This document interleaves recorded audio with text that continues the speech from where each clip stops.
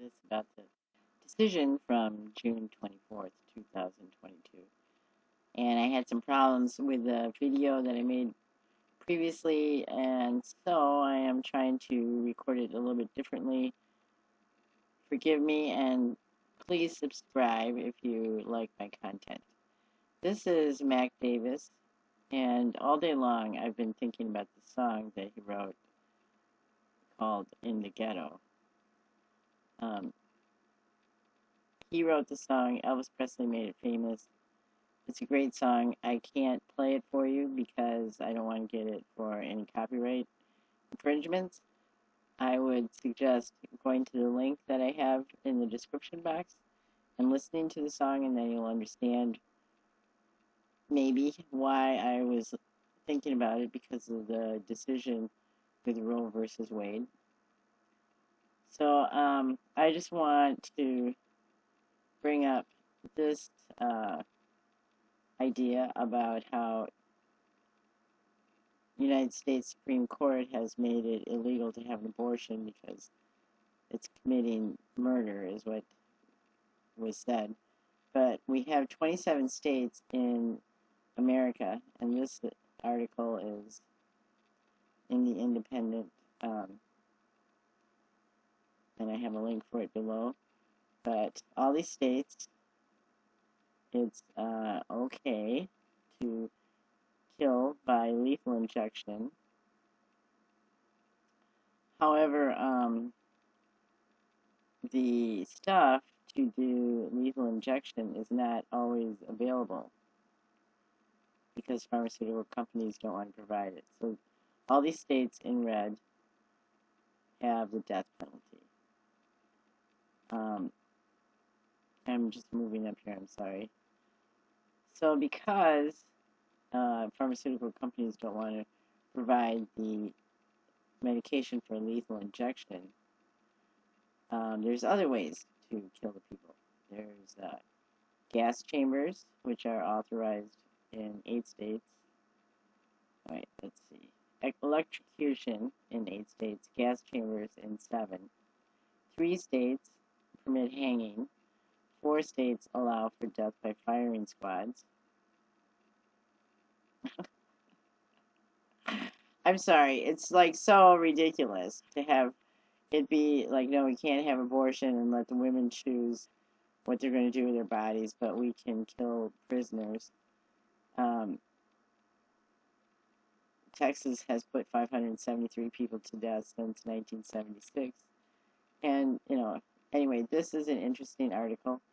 And because my computer is doing weird things, I'm going to try to go through this quickly. Mass incarceration, this is an interesting article. The whole pie. So this is, can it really be true that more people are in jail are legally innocent? Or most people in jail are legally innocent? How much of mass incarceration is a result of the war on drugs or profit motives of private prisons? How has the COVID-19 pandemic changed decisions about how people are punished? So this article is very interesting read. Just to point out a few things here. Jails are not the same as prison, even though you're in a cage. But this little map, graph, shows the reasons why they're in here. If you notice this huge part in the orange thing that says not convicted, down below it says that lots of people are in jail waiting for their trial because they can't afford the bail. That's a very big deal.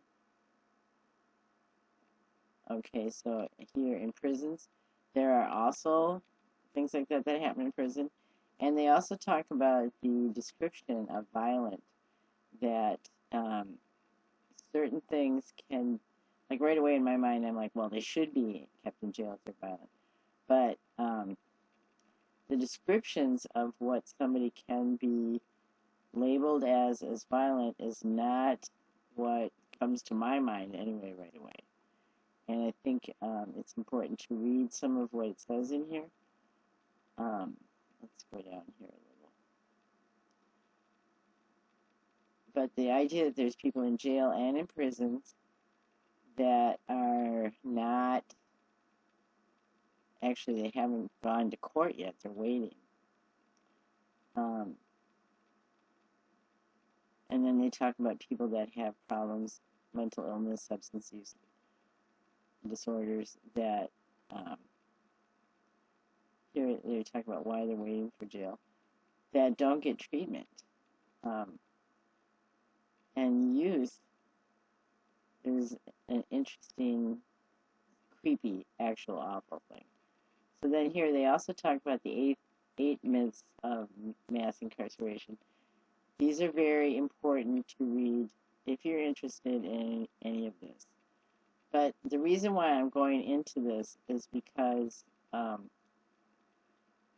lots of times children that are born in unwanted families have it rough. Same thing though for children that are wanted.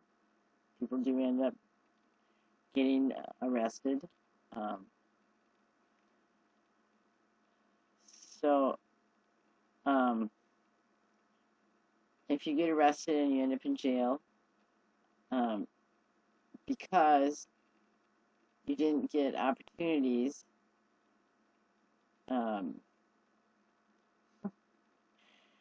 then I don't know, it's something to consider. If a woman has a baby that doesn't want a baby, what's going to happen to the baby? 1 in 5 incarcerated people is locked up for a drug offense.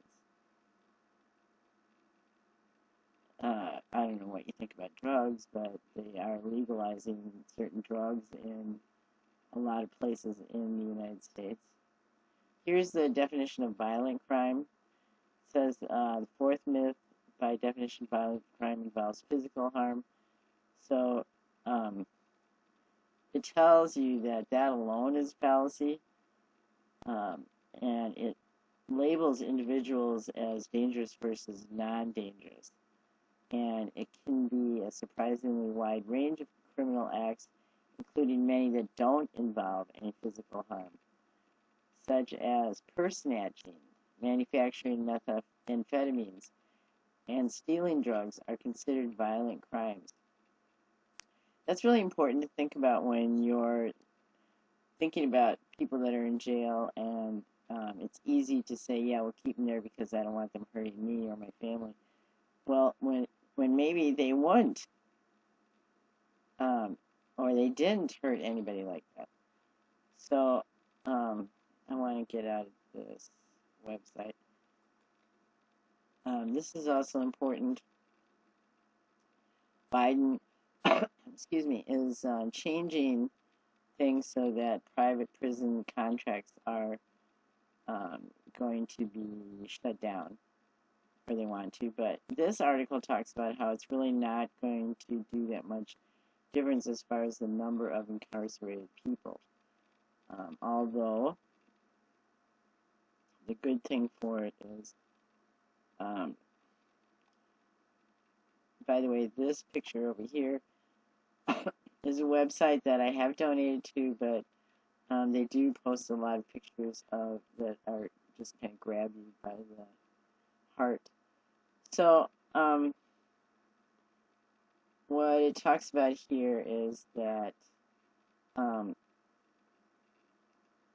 first step to stop corporations from profiting off of incarcerations that is less humane and less safe. And so we're talking about from a 2016 report from the Justice Department found that private prisons see high rates of assault, the use of force incidents, and lockdowns compared to not private prisons. So I'm going to click off this one, and this is, oh, this is what I want. This is what I want.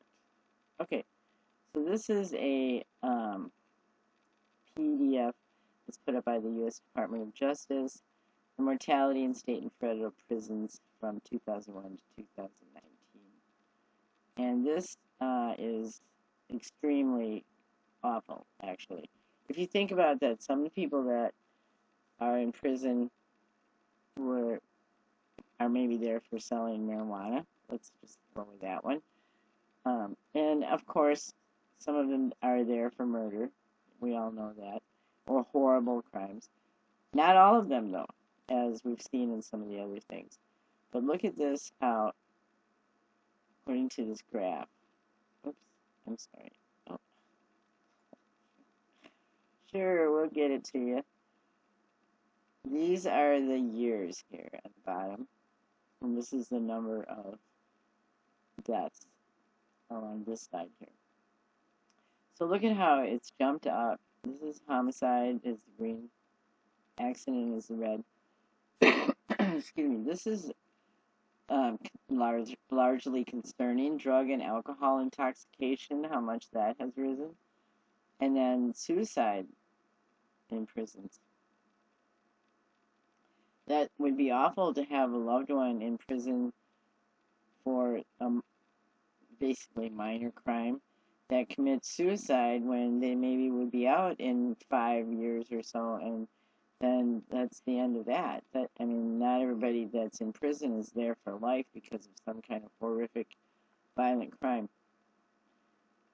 And I'm posting this because of the Roe versus Wade decision by the Supreme Court, because this is important considerations about what can happen to people that aren't wanted or that grow up in situations that are not really conducive to a lot of love and support. I mean, if the woman doesn't want the baby, whether she's rich or poor, what is going to happen to that baby?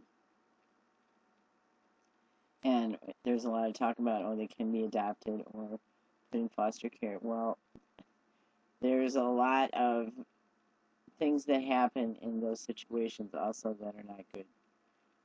So I'm going to go back to Mr. Davis here, and I'm sorry about all this stuff on the side.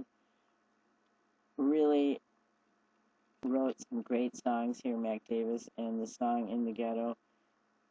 I think if you click on the link that I have below, that you'll like the song too, and you'll understand why I'm connecting with all of them. So this is my note that will be below, and you can't see it very well on here. I can shrink it up, and then that's almost impossible to read, but excuse me. So as you can see, this will be in the description box, and I believe that everyone, men or women and children, have the right to privacy and choices and health care. And I don't think that we are taking a step forward at all. I don't understand it. There's all this talk on the news about how there's not going to be enough food and everything's going up. People are losing housing, and then we decide that we have to tell women that they can't make choices about their reproductive decisions in their life. That is not right. It's like we're just squeezing the ball, and I think this is a very important place that we not fight against this, but work with. This type of thinking is not brought through force, but through understanding, creative solutions, and love. That's how things change, and we have to be positive in our approach to allowing everybody to have choices and good lives and health care. And the simple things like enough food and shelter. So I'm grateful for you, and I'm here at your service. And again, please subscribe if you like me. I'm going to be retiring, and I'd like to turn this channel into something wild and crazy and wonderful and make some money, a little bit of money. All right. See you next time.